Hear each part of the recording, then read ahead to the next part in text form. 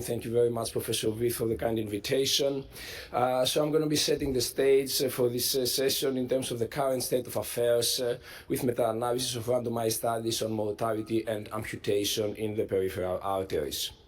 Those are my conflicts of interest. Now, let me begin with an updated, an old version actually, of our original meta-analysis, a risk of death at 2 years.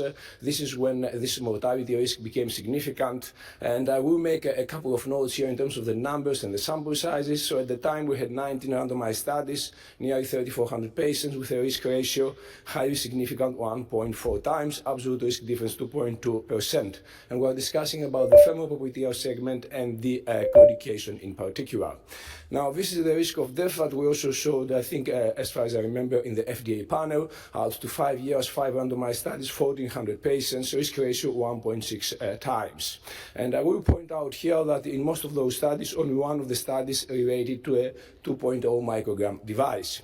Now, then followed the first industry-sponsored individual patient data meta-analysis, which was quite robust, and it documented at the time by compiling evidence out to 5 years, but not in all of the patients, 8 RCTs in total, 2,200 patients, absolute risk difference highly significant, 4.6%, risk ratio 1.38 times, without a documented dose-response relationship.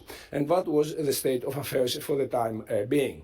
Last year, we updated our own meta-analysis, and at 2 years we also included the Suridipad study, and you can note that as at the time being since last year we had 26 randomized studies, nearly 5,500 patients, again with a significant difference at 2 years, 7.3 versus 5.8%.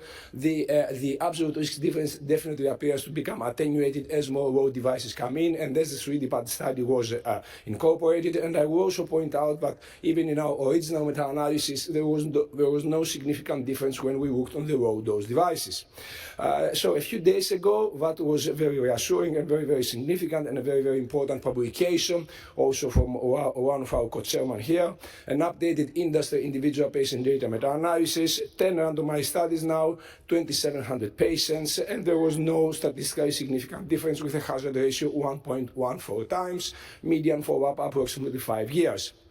Now, I had to discuss this, and I'm going to point out that compared to our original meta-analysis, only the IMPACT SFA and the Silver PTX studies were included. All of the other randomized studies related to low-dose devices where the data was compiled after our meta-analysis. So there is a completely different case mix and device mix when we look on our original analysis and on the follow-up industry-sponsored meta-analysis. I will also point out that out of the available pool of 26 randomized studies, only 10 randomized studies were included in the recent IPD industry-sponsored meta-analysis.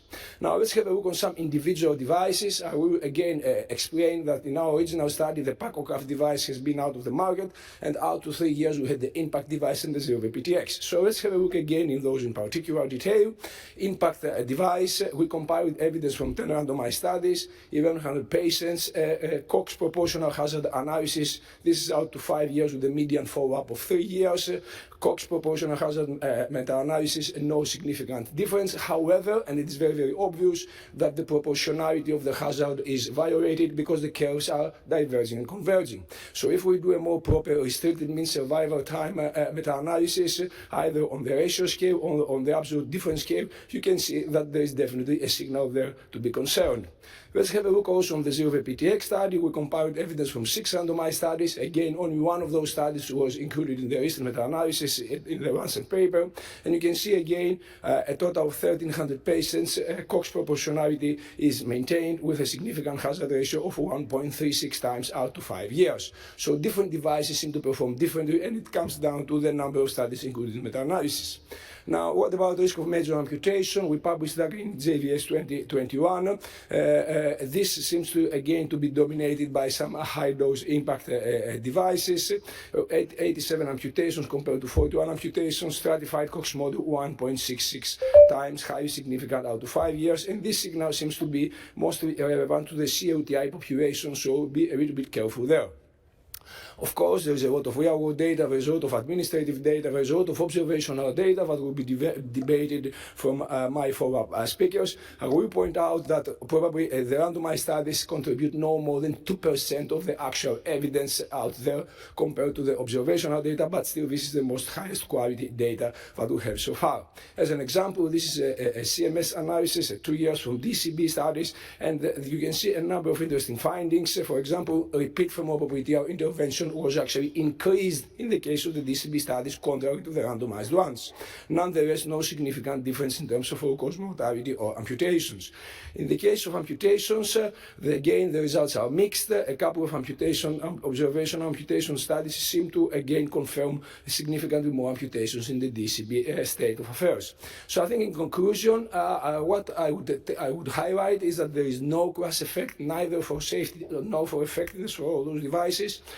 We need to pay careful attention to the case mix and device mix differences when we perform different meta-analysis and look at different randomized studies. Be very, very careful because the mortality signal is definitely attenuated and diluted from the recent safe low-dose devices. And I would put it to you that observational studies are mostly confounded with an ongoing valid risk for amputations in the case of DCB for CLI population. Thank you very, very much.